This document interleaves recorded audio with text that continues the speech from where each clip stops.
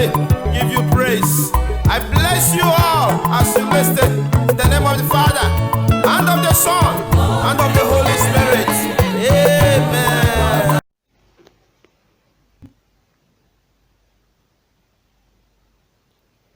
Thirteenth Sunday in Ordinary Time.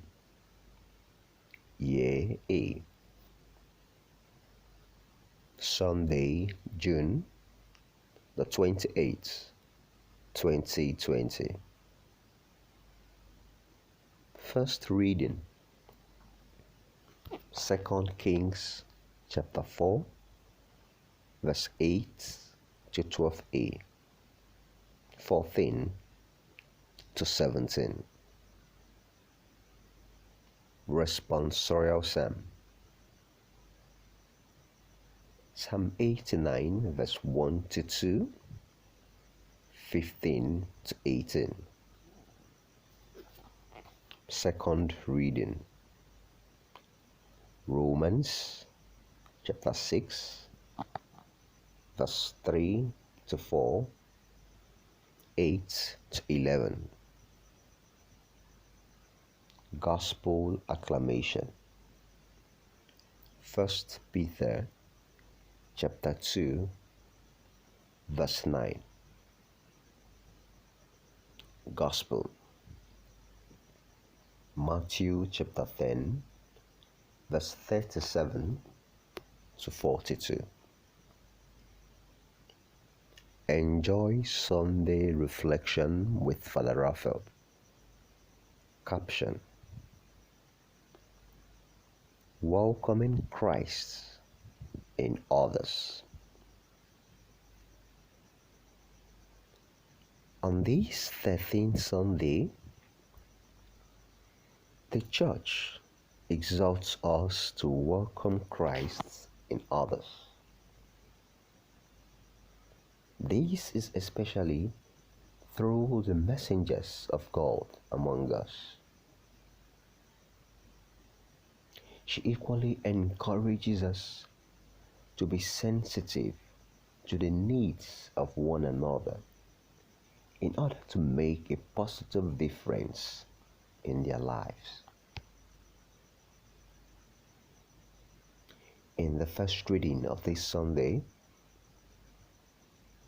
the generosity of the Shunem couple towards Elisha brought them the blessing and joy of their life. There is much to be learned from this reading. They were sensitive to the plight and immediate need of the man of God. Little did they know that this was the beginning of their blessing.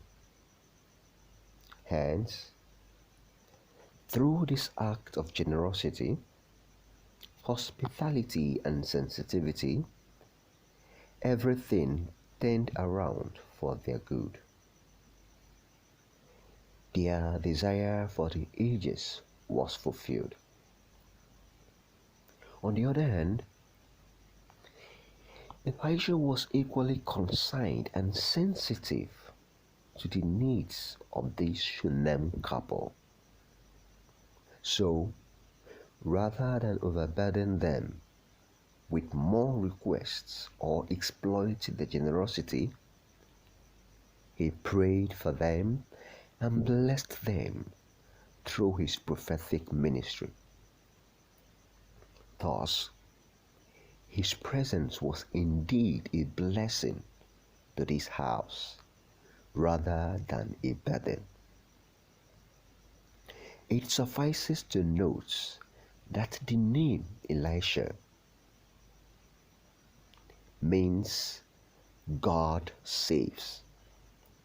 This is exactly what his action affirmed. In the second reading, Paul recounts how Christ offered us new life through our baptism. He came and offered himself as ransom, not for his own sake, rather for the sake of our salvation. By accepting him through our baptism, we have become one with him in death and life. Also, by welcoming Christ, we have received a share in his glorious life and are no longer slaves to sin and death. This same Christ lives in others, so we must equally welcome him in others, including in the least of our brethren. In today's gospel, Christ spoke clearly to us on the need to welcome others for his sake. This is especially those who bear the good news of salvation. Through generosity and hospitality, like the Shunen family in our first reading, we could attract God's blessings to our home and family. Through this, our lives and fortunes could be transformed as well. Unfortunately, these days, we take a lot of things for granted. Some of us are so indifferent to others and their needs. This includes indifference to the presence of the genuine messengers of God among us. This could be because our society is flooded with many self-proclaimed and false men of God.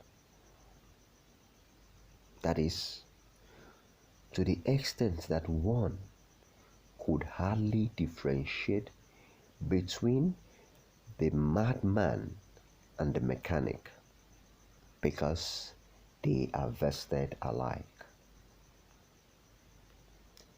It could also be that we have become so used to one another, and of course to men of God, that they have become so ordinary to us. Most importantly and sadly, it could be that both the so-called men of God as well as the people of God have lost the sense of the sacred. Finally, dear friends of Christ, it is important to ask ourselves these important questions. Do we still value the presence of others? Are we sensitive to their needs? Is our presence a source of blessing to the people we meet or that meet us? Does it make any difference, or is it an added burden to their life? What good do I bring to the life of others? Peace be with you. Know your faith. Question 1. Why do we enjoy a special dignity as human persons?